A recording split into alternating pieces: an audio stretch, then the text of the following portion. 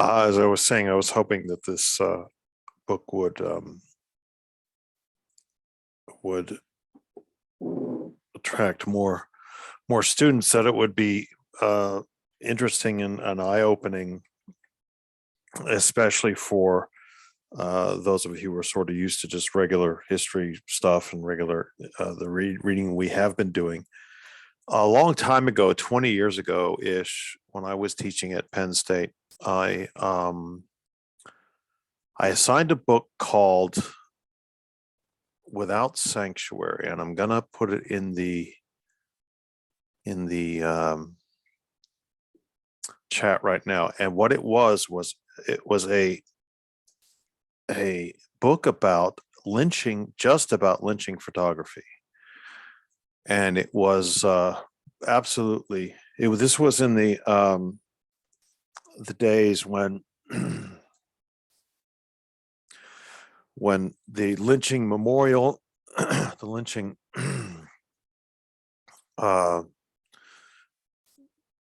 museum, I can't remember what it's called, was being proposed and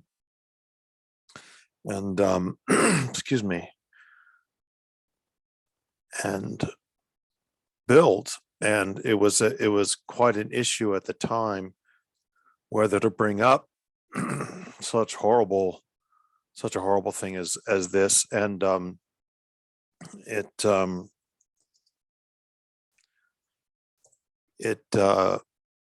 was sorry, I just want to show you one more thing.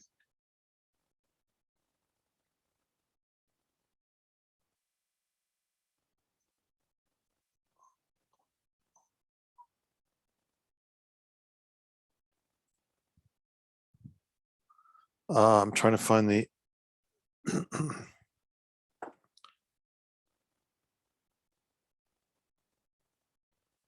yes, here it is. The Lynching Museum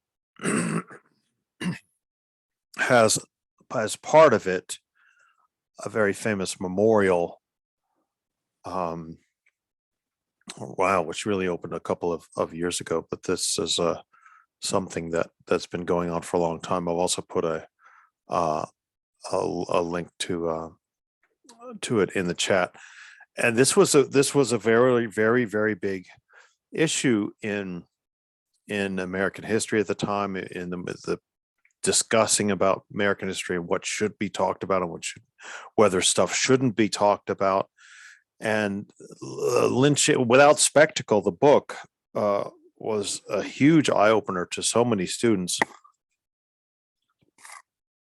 that when Professor Wood was working on her book, I was so excited because she was going to talk about more than just the photography of lynching. So I was super happy that it's been out a while, but we were able to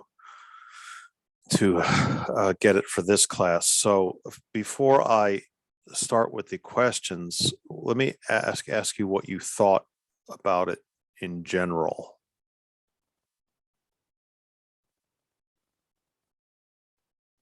Or at least this first half of it. I liked it. I thought it was very interesting and like eye-opening, because I never really like learned about like this aspect of it. So it's like very interesting to like see, like, especially with like religion being involved. I didn't realize like religion was like such a big part of this during this time. So I thought like this first part was actually, but it's really crazy to think of how much racial violence there actually was, because we don't learn about that in high school. Like that, they kind of like opt out of that and like just talk about everything else. So, well, just briefly, why do you think that's the case? like why they talk. I mean, I didn't learn about lynching in school either. I learned about it from my own reading when I was a teenager, but I didn't learn about it in school. Do teachers? So, do they think that this is going to traumatize people or increase tension, racial tension in schools or things, or what do they think? well, so being an education major, I'm learning that like you can pick, like, you have to go by the curriculum to some extent, but you can teach what you want. And I don't feel like certain teachers want to add that because maybe they think we're too sensitive, or maybe they think they'll get in trouble because of their parents, or maybe they just don't want to talk about it because they don't. I don't know. Sometimes I feel like people want to hide things from us, if that makes sense. But like, we're going to find out eventually. You know what I mean? I feel like some teachers left a lot out in history class and only wanted to teach by the curriculum. And Yeah. like, as an educator who's going to be a history teacher, I don't want to do that to my students. Like, And I I'll, know every aspect of it, but like, I went to Greensburg Salem, which was kind of more of a mix, like school, like every, like we had like your poor people, like, so I feel like that's why we didn't talk about it. Maybe like in the South, they talk about it more. no, not at all. No, No, no. I grew up in North Carolina. I was gonna say, I've cried reading this book because, I grew up, I remember in middle school being taught from a teacher this urban legend, quote unquote, about a tree down at a place called Orton Plantation, where if you park your car, you can hear, scraping on the top of your car because it's the toes of all the people who were hung in that tree. Like, we were taught some of the craziest things, but never actually any real history of um, what could be perceived as like white man fallacy. It wasn't until I was my senior year in high school that we had a teacher who he was going to retire that year, and he did not care what happened to him.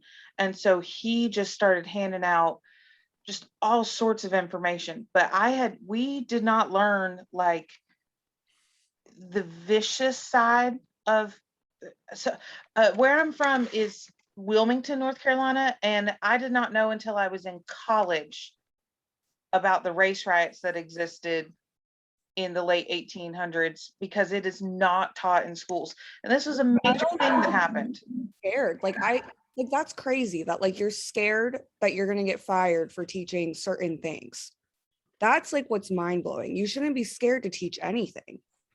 Every student has a right to learn whatever, like, this history happened for a reason. So why can't we teach it? Like, that's mind blowing to me that you might be fired because you want to teach something. Like, this is important. This is very important things that I feel like we should know and be aware of. Yeah, but generally people don't like to admit to the things that they've done wrong in their personal life. And so, especially speaking as somebody who grew up in the South, it's really easy to pretend that these really terrible things didn't happen because, my mama is the generation, she was in fourth grade when they integrated her school, in fourth grade. Yeah. That's a concept that to me is one generation removed, but because my school was almost 50-50%, right? Like, but there are whole towns where I'm from that like are falling down and decrepit because they were originally slave colonies. Like, and on the across the street you have a literal plantation that they're trying to restore back to its, quote unquote glory. I think it's easy to get lost in the, and sorry to go down this rabbit hole, but I think it's easy Oh, to no, get no, this lost is in good. This is the, good. I think it's easy to get lost in the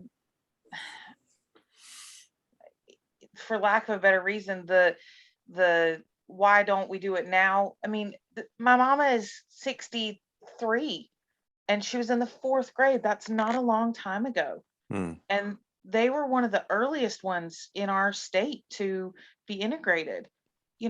These things are not that far removed from us, even though, my generation, that, and certainly you other three are younger than I am, but like, it's easy to forget how that this was not that long ago. No, I mean, like, my dad, he's 74, and he grew up in a time where like he remembers when like the riots broke out for Black people being able to go to white people college. Like, and I feel like we don't talk about that much, but like you said, as you think about it, it's really not that long time ago. Like, it really isn't that long ago that like this was happening. And like, I feel like we don't talk about it that much, or like that perspective. But I feel like it's important to cover these things. Like I wish I would have learned about this earlier. Like, and I've been graduated from school 7 years ago. I don't know what they teach now, like what they cover and what they don't cover, but I feel like we didn't, like, I don't even remember covering a lot of like racial stuff about like civil rights or like any of that stuff. Like Well, is there, so at least two of you are education majors or double majors, right? Lindsay and Katie? No, I'm just a history major. Oh, okay. Well, Yeah. is there a point, Lindsay, at which school in you know, in the education curriculum, they say, all right, well, you know, we can't teach this to elementary school students because it's too upsetting. We can't show them the bodies of burnt corpses and things like that. Like, for instance, we don't, yeah, I mean, I don't know, but if we teach about the Holocaust in elementary school, which I don't think we do, No. you know, you don't show the pictures of the gas chambers. So I'm wondering if education people think that there's a certain age. I think there is, because like when I was a freshman in high school, we were learning about like the depression and stuff, and we were learning about, we saw like the gas chambers, and I was 14, 15 at the time. So that is Yeah. still young, but like, and like we learned, like I saw like a dead horse on the road, I think from, like the Great Depression or something. Like I remember like getting pictures shown of like dead people and at 14. But Yeah. like in elementary school, we learned about Christopher Columbus, which in my opinion, he's not a good person, but we praised him like he was. Yeah. But like I didn't know that he was a bad person until college. So like they kind of cover up things. And I think it's maybe because like our mind, like we're, maybe they don't want to traumatize us at like 10 years old. But what if we're not developed properly?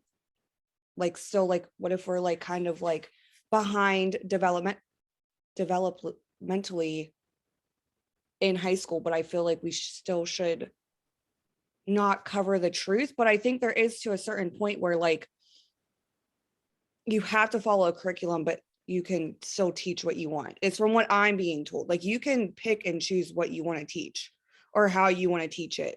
Or elementary school, I don't know, because I'm secondary. So like that's like another reason why I wanted to do secondary, because they're old enough to like cover history like Right. this and more mature. But like middle school, we got like gory, like a little gory. Like we did learn about some crazy things in middle school, and then high school kind of was more raw, but like not like this. But I don't know if there is like a certain point, like you said, like are they too sensitive to learn about in elementary school, like Christopher Columbus being who he was and what he did, and just that he found the world.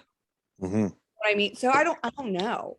Like I don't know what they do in elementary school, but I know in secondary you can pretty much choose what you want to teach, but I think it has to get approved. But I Right. don't know if like I'm teaching like a 12th grade honors or gifted class and want to bring lynching and spectacle in. Like I don't know if they would. Nah, there's no way that would be approved. No. There's no way, even in high school. But we learned about Of Mice and Men and To Kill a Mockingbird. And like they used to read like a Clockwork Orange. Like my aunt Well, read a Clockwork Orange in high school. Like, I and mean, then my kid he's in second grade and just got a full thing right before Thanksgiving about the Trail of Tears. So, I mean, they are teaching things, but I think that it generally falls in the category of things that are further removed. I mean, in the South, at least where I'm from, we did the Holocaust pretty intensively when I was in like, I don't know, I think I was sixth grade when they showed us Schindler's List. Wow. oh, Yeah. we learned about that in like high school. Yeah, I think I was in sixth grade when we did Schindler's List, because I was in seventh grade when 9/11 happened and we watched it. Yeah, I'm old. Sorry, guys.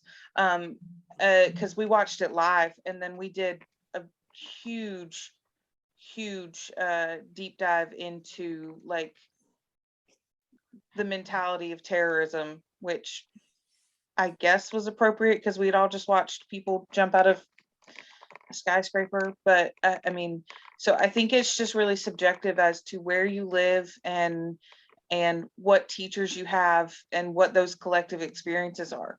You know, Sorry to get down this rabbit hole. No. I'm extremely interested in it because I've never had a generation of students where this didn't shock them, right? Or they didn't say what you're saying. So I think it's important to know that for whatever reasons, and there appear to be a cluster of reasons, this isn't really taught. Well, the books are also made in Texas. Like history books are all like most of like the education books are made in Texas. So they pretty much cover what they want to cover. Oh, I And didn't like, know that. like Okay. yeah, this is what I've learned. Like this is like in education. So like like Texas puts what they want us to cover because they're made in Texas or Chicago or whatever.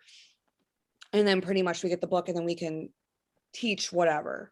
Like I know like international studies when I learned that was like a little more intense because we're learning about Africa, we're learning about what they go through, and like international studies was way more intense than American history. I feel like it was very sugar coated, like Yeah. American history until I got to college. And then like I did American history 1 and 2. And I was like, I don't remember learning any of this in high school. Like, holy crap. Like a lot of the things that are just well, and I think the availability of materials is significantly different. We learned all about all sorts of things when I was a kid, but you know, most teachers don't use textbooks anymore. Like you have these programs, at least in elementary school, there's not like full on textbooks. There's a Right. guided curriculum now, and you can kind of supplement how you want. At least in my second grader, that's how his school is. But I also think that like it's I mean, the people who threw rocks at Ruby Bridges when she went to school are grandparents now, right? Like it is harder to digest the things that we've done in recent history than it is to look at something even as, you know, World War II. That is such a distant thing for most people. Even if you had grandparents who were alive then, you know, it's not the same thing as reading these textbooks that show the ugliness of what happened maybe just a generation or two ago. Do you know what I mean? Does that make sense? Do you think there's a foreignness? There's a foreign element in that we can study the Holocaust because It's because it didn't happen Germans here. did it, and Yeah, but absolutely. to like Vietnam. We can talk about Vietnam because it didn't happen here. But then you have people like my dad who was killing them and killing kids. Yeah. You know what I mean? Like he at 19 years old. And my grandfather, who's in World War II, he was 18 years old. Yeah. Who was killing them. Like I Well, so where I'm from, Wilmington, there was a German internment camp. People, because we were a port city, they built many ships and many boats. We had some of the first females working in factories there before the war, because there was anyway. It's a complicated city, but there was a German internment camp that is never taught about. Never, not once taught about. We never learned about the Japanese internment camps in California, but we learned all about the Jewish concentration camps and everything that went wrong on the, you know, on the other side of an ocean. So I think absolutely that foreignness is much easier and much more palpable than to be introspective and look at the actions that are done on our soil. I don't. what do you think other countries talk about us like not as foreign like as they would for them? Like do you think like they don't cover what they've done and cover us more, if that makes sense? You know what I mean? Do you think they probably are kind of like us and not covering what they've done, but covering what we've done? I didn't catch the first part of that. Like, do you think other countries are covering what more we've done than they've done because it's more foreign. Like what America's done is more foreign to them as like what their country's done. Like, do you Well, think Germany that may talks be, more I about? know that Germany for the longest time was extremely frank about what had happened during the war. In fact, perhaps too frank, because what was happening in sort of my generation of Germans, I'm not German, but people, I went to graduate school with a lot of Germans, and people who are my age, there was a sort of a national blame that it's in their DNA to be evil in this way, and so there was a sort of problem that that led to, and so I think the Germans have backed off on that to some degree, but it's still a lot more frank than the way we've dealt with race in our country. In fact, I've often said, I say this anytime anyone's willing to listen to me, what needed to happen in the South after the Civil War was a denazification of the South. And of course, that didn't happen. Obviously, there weren't Nazis in the South then, but there was the same basic idea. You know, it really needed to be wiped clean, and people need to be put on trial and things like that. Jeanette and Eric, you're being very quiet here. Do you have opinions on this sort of stuff? How about school and what you were taught? I mean, I was like, I remember watching videos of the Twin Towers falling, and then also like very horrific images of the Holocaust by like age 12. Like my school had no problem showing me that, but lynchings were talked about, but not this vividly. Mm-hmm. And yeah, I think it's really easy to go ahead and talk about the horrors of other countries, but when it comes to America, I also lived in a place where like you had to be very patriotic, like American flags and say the national anthem every morning, and America's perfect. So again, my view might be more skewed than others. Why do you think that this is it? That's an interesting point. Why do you think perhaps that talking about lynching would be considered unpatriotic? Nobody, I don't think anybody actually thinks nowadays. I mean, obviously there are some racists and psychos and extremists who think this, but uh,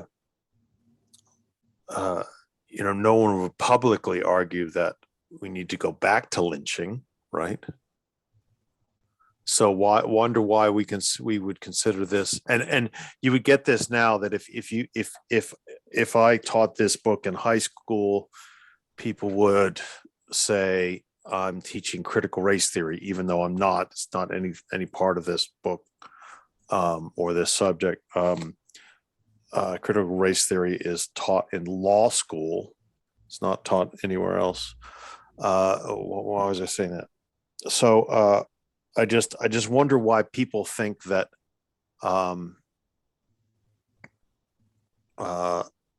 any sort of thing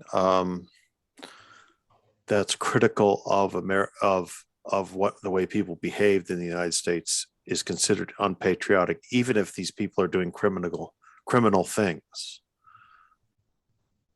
I don't know. I've thought about this a lot as I've gotten into college, but I feel like, at least for my area, and it's very different for other places, but I lived in an area with like rural generational poverty that is very easy to hide.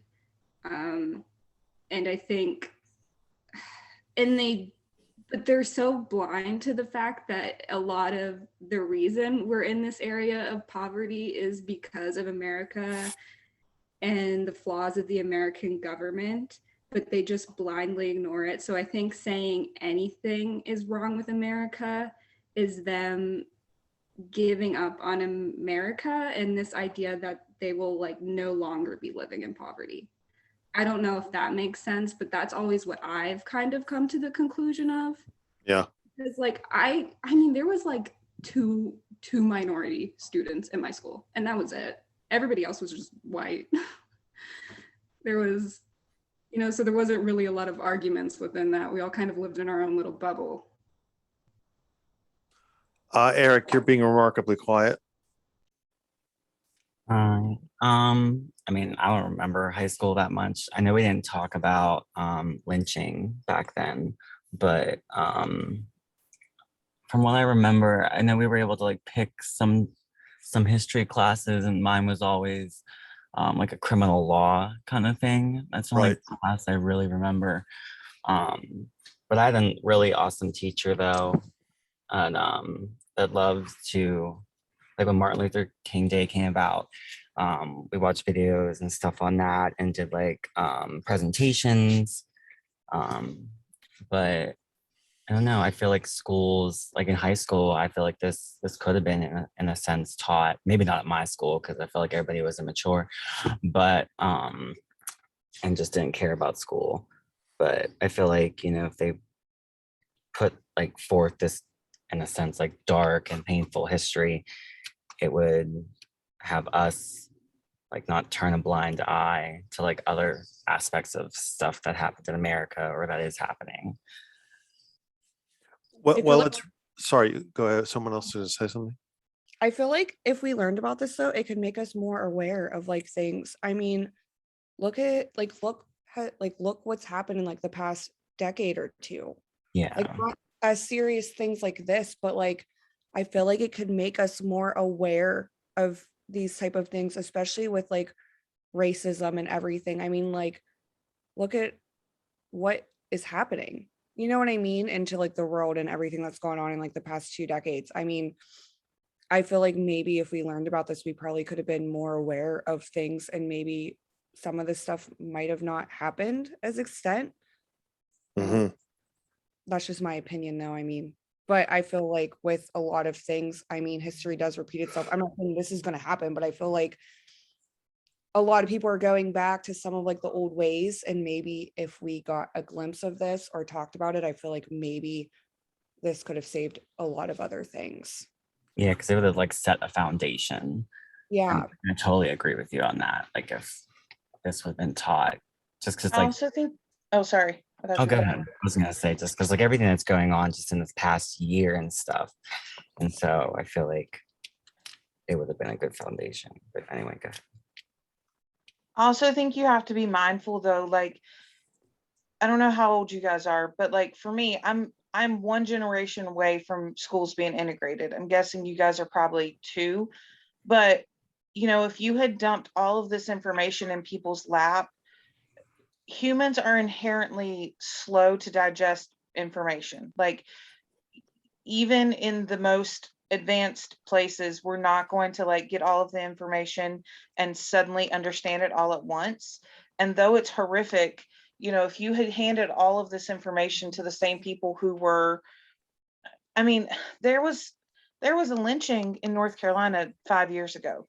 That's people are still doing these things. And if you hand all of this information to people too quickly, sometimes it can backfire. I mean, the young man who was lynched was telling people, you know, he was printing out pamphlets and making accurate stories about history in his area known, and people didn't like it and they lynched him for it. I mean, straight up lynched him, and the police did nothing because there was, I mean, it was very rural North Carolina, but you know, I think we have to be mindful that some people just don't want to change. And those people lived a certain way and they don't want to adapt things, but it's their children and grandchildren that are forcing this change. You know, I mean, my kids have been to protest, and that's not something my mom would have ever taken me to, even though she's pretty open-minded.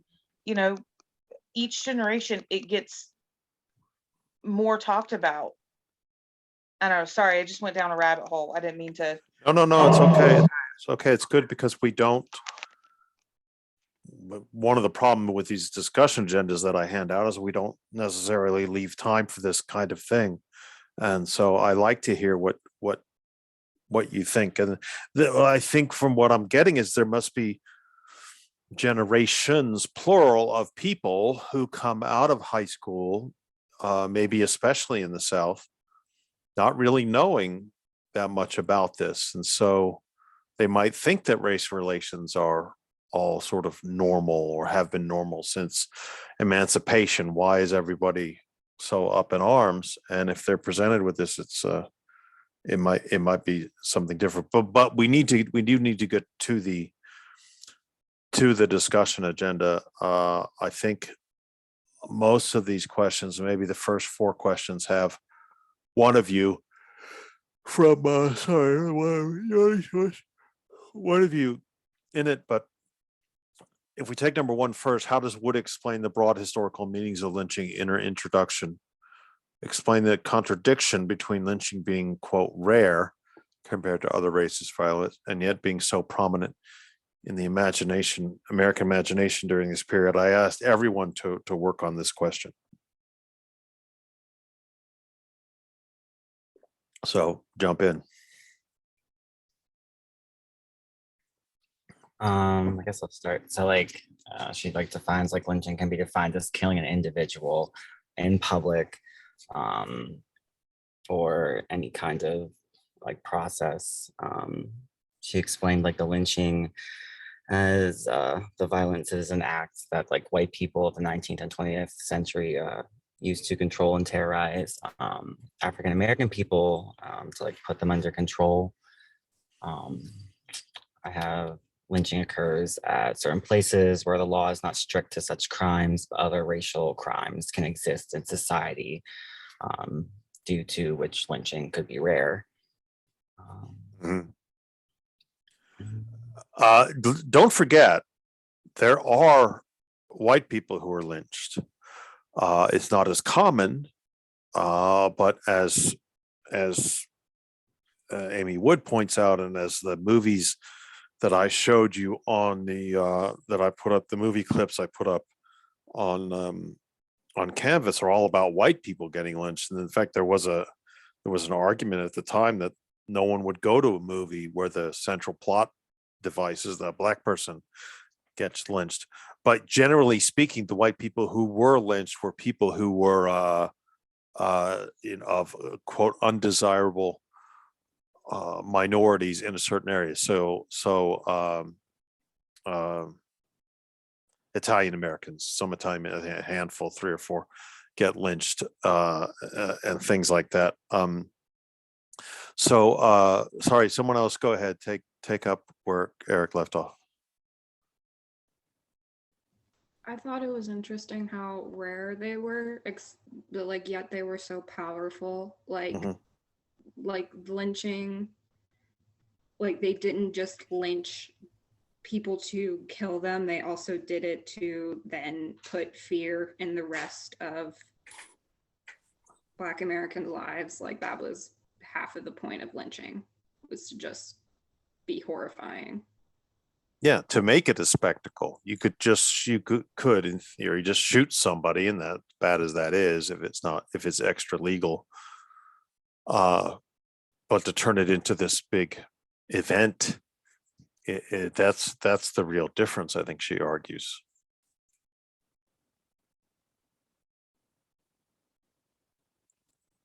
What else?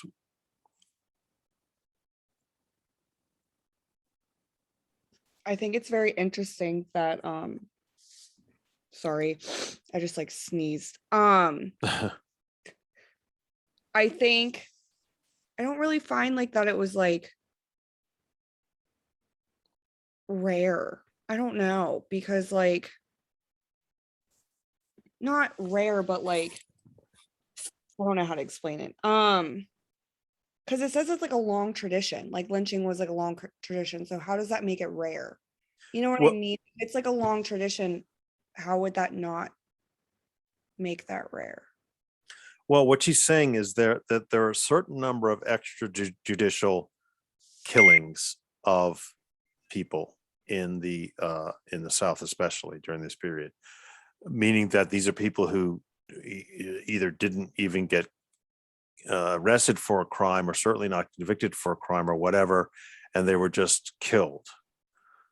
So that that is a certain number, but the number of people who actually were this whole extra step of um, going to a production and a spectacle is very small compared to that larger number.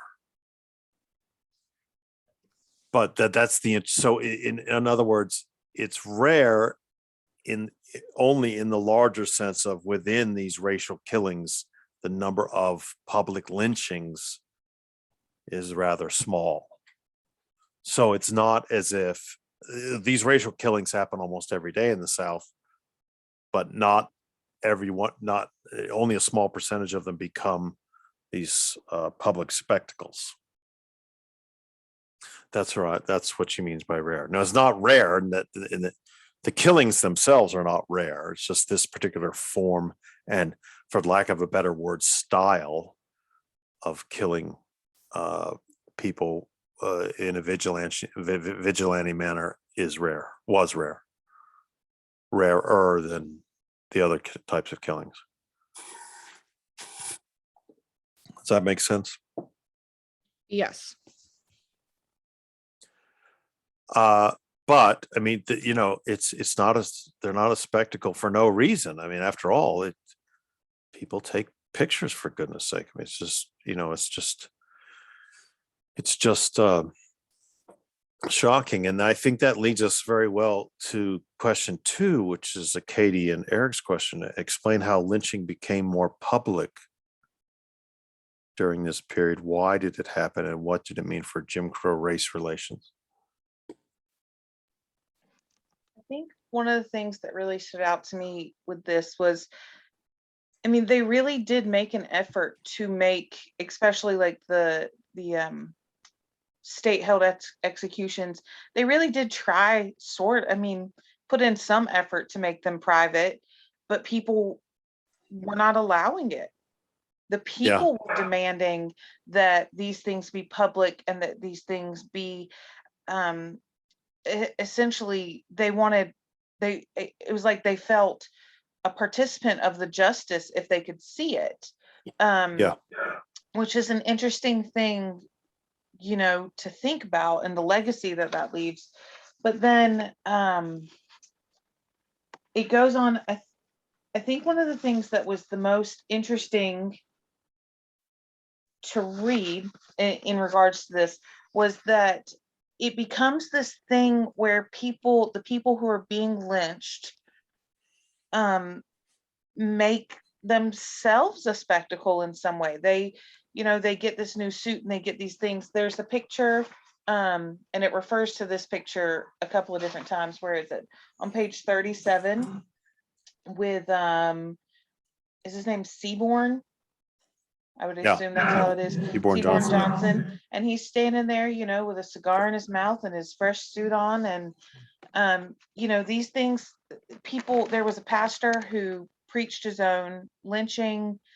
You know, these things became this public event, and the lynching was not a quiet, calm existence in the same way that like the public execution was set up to be, you know, you were expected to be remorseful, you were expected to be, or not remorseful, but solemn. You were expected to have these things, and the newspapers would report and ask whether or not the congregation that had been there to watch had been, you know, solemn and respectful. And lynching was kind of the other side of that, and that came out of this vigilante justice, that hooping and hollering and making a point of what this was, you know, taking it into their own hands really evolved it from this private thing that had been, you know, they tried to put up gates and people would come and stand at the gates, and so the lynching becomes this thing where the people have control over it. And so, and the demographic of people who are existing in these two things are very different. I think the book talks about a lynching, I can't remember if it's in Georgia or Mississippi, that, or a hanging, the public execution rather, that there's like 6,000 people, and of those 6,000 people that are there, there was 400 white women, on the other side of that, like the public executions, there are, even in the picture, the big picture that's in the book, there are, they call them black in the book, so I'm going to call them that, but people who stand there and watch. And it was kind of this idea that, like, if you don't listen and you don't behave, this will happen to you at a public execution versus a lynching, that it was kind of a free for all. Yeah, like you mean the picture on page 32? Yes. Right. For the front cover. Yeah, right. Yeah, sorry, which is the same one. Yeah. I think but also one thing we tend to forget is at least as far as the photography is concerned, it is a new art. And if it hadn't been as widely available as it was, not to say photography is new in this period, because of course there's Civil War photography, but photography becomes cheaper and more available to the common person. And there are a lot more photographic studios in little backwoods towns, it's perfectly possible to be a photographer for a living and take photographs of families and stuff. So there are a lot more cameras around, and it's a lot more possible to, it's a lot more likely that these things will be recorded and that they will then be kind of hyped in that way. So I think that is really kind of central to Wood's main argument, that because they become public, because they become events, that enhances their severity. Eric, I forgot, did we overrun what you were going to say? Yeah, for like all my notes, I just said also like due to like supposedly like increase of supposed crime, even though some weren't actually convicted. I had like that in there. And just we went over like the photography. I said like with technology and expanding and stuff, it was like more common for like these pictures to be set up. Just under like Jim Crow, lynching is like a remarkable and infrequent occurrence towards Black men and women who are the main victims. And the only other thing I had written down was that like lynching of like Black people has like increased when the belief started that Black men are like responsible for like rape cases of like white women or whatever. Yeah, I think that there's so much going on here that it really helps us understand why this becomes such a spectacle. Let's move on. Lindsay, you have question 3 about religion. Yes. So as I was reading this, I feel like the religion was used as like justifying because they believed that like God wanted them to do it and they would show mercy on them. So I felt like that they used religion as an excuse, that like they wanted this to happen. Like God was okay with it as long as like they asked for like his forgiveness. That's like what I got from it.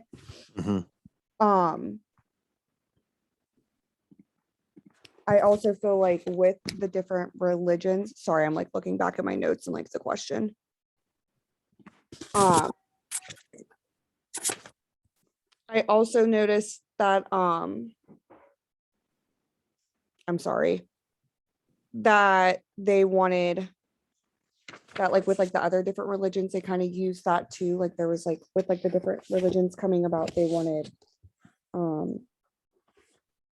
that it was like okay, I guess, during lynching, because I feel like they thought in a sense that like God will not punish us if we're doing like the greater good. Like God wants us to do that, if that makes sense.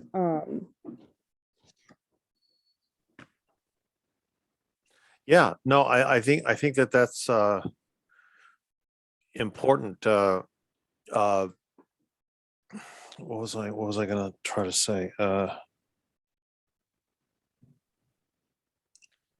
This was when I've talked to people about this before. In fact, I just interviewed Dr. Wood for my show. The episode won't come out till next semester, but this is in some ways the most shocking chapter because people feel that people sort of believe that at the very least, the religious leaders in certain towns would stand up against lynching, but of course they don't. So this is the fact that it's not only on the one hand ignored by some religions or denominations or sects or groups, it's actually justified is really shocking. Sorry, that's sort of an open-ended way of saying, this is something that there's a very strong regional difference.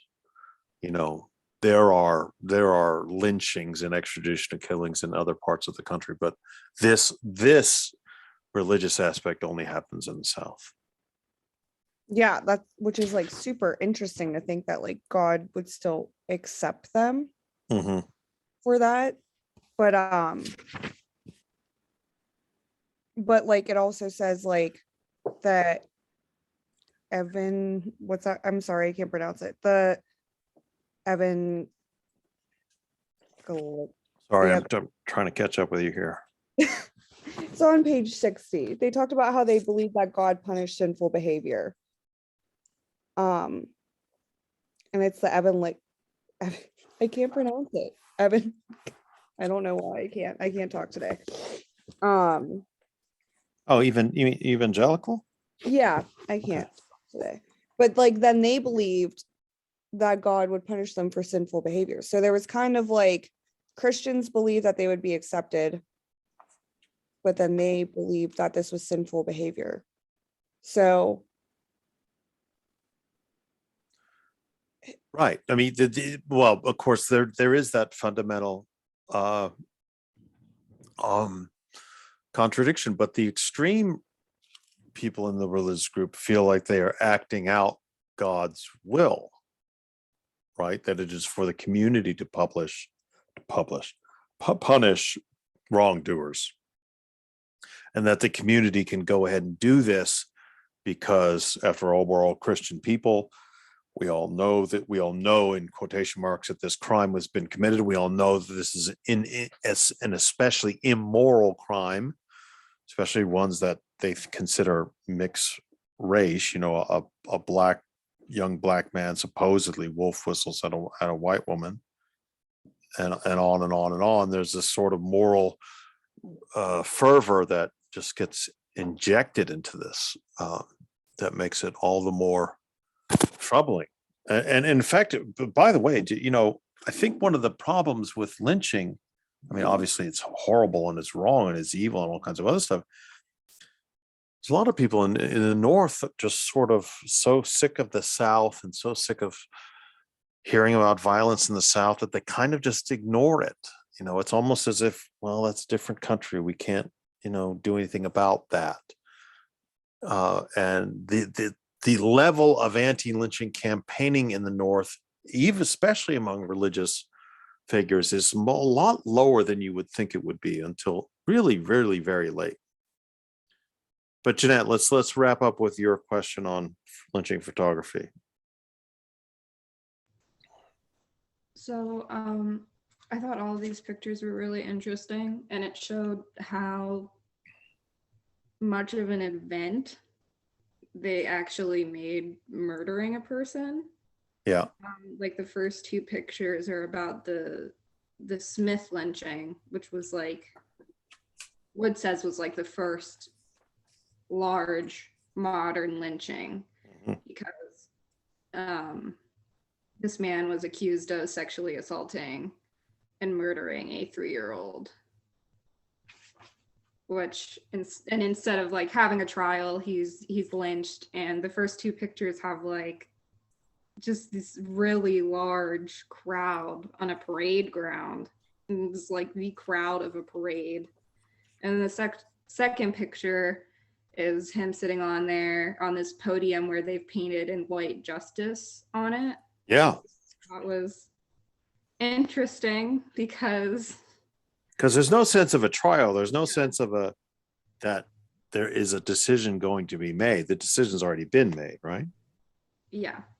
And then the pictures, which this was illegal, were then spread worldwide Yeah. and plastered in the area this happened. And it was just a thing that happened and nothing ever, there was justice, but like for them there was justice, but really there was no justice for this man. And I can understand why it was so horrifying, because imagine watching someone being murdered just because they were Black, which is pretty much what happened. And then it Yes. was known worldwide and nothing happened about it.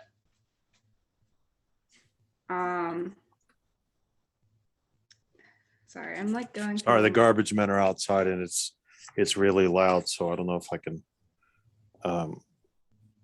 quite hear you. Keep going. Yeah, and it was basically this idea that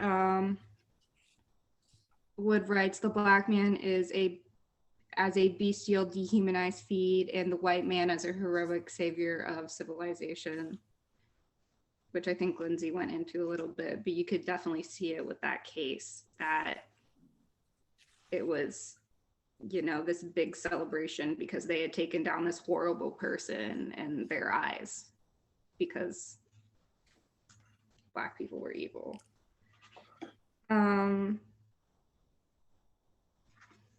And then I also found it interesting. I highlighted this picture of these two men hunting at the Yeah, the back deer of picture, yeah. 6.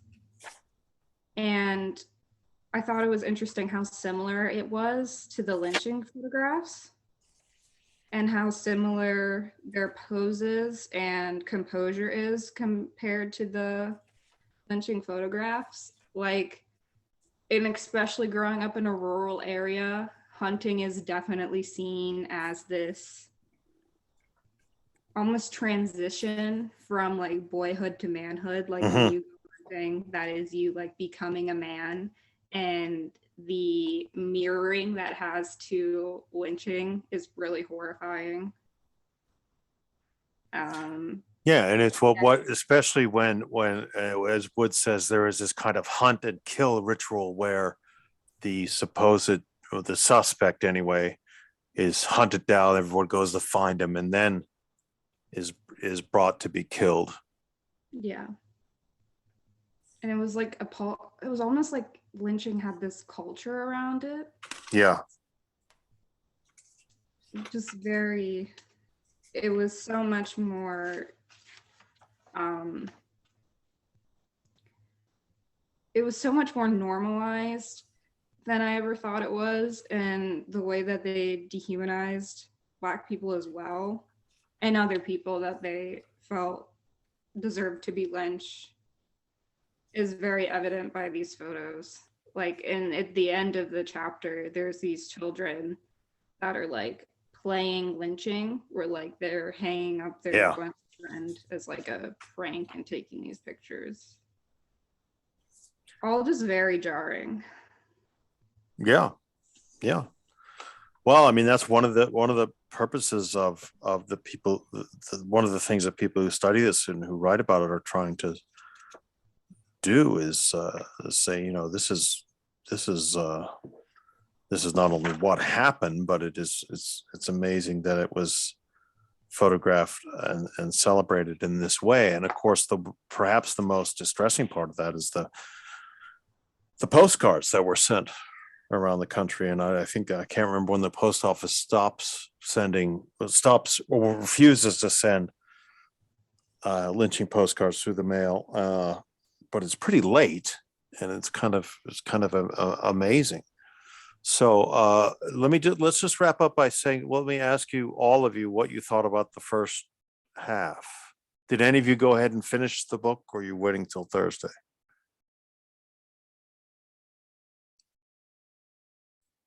I have I'm not. not totally done, but I read more than this. Yeah. Yes. Is it something that's changed your mind? Your perceptions of American history? Yeah, it's definitely opens up a lot. All right, well, good. Well, let's leave it there. I'll have to check the discussion board on Canvas to see whether your fellow students are, yeah, Katie, thank you, 1908. It's when the post office stopped delivering them, but you could still put them in an envelope and send them, but they can't be delivered, just as traditional postcards. So let's leave it there and we'll talk more about it on Thursday, and I'll check and see how your colleagues are doing on the discussion board on Canvas. Okay.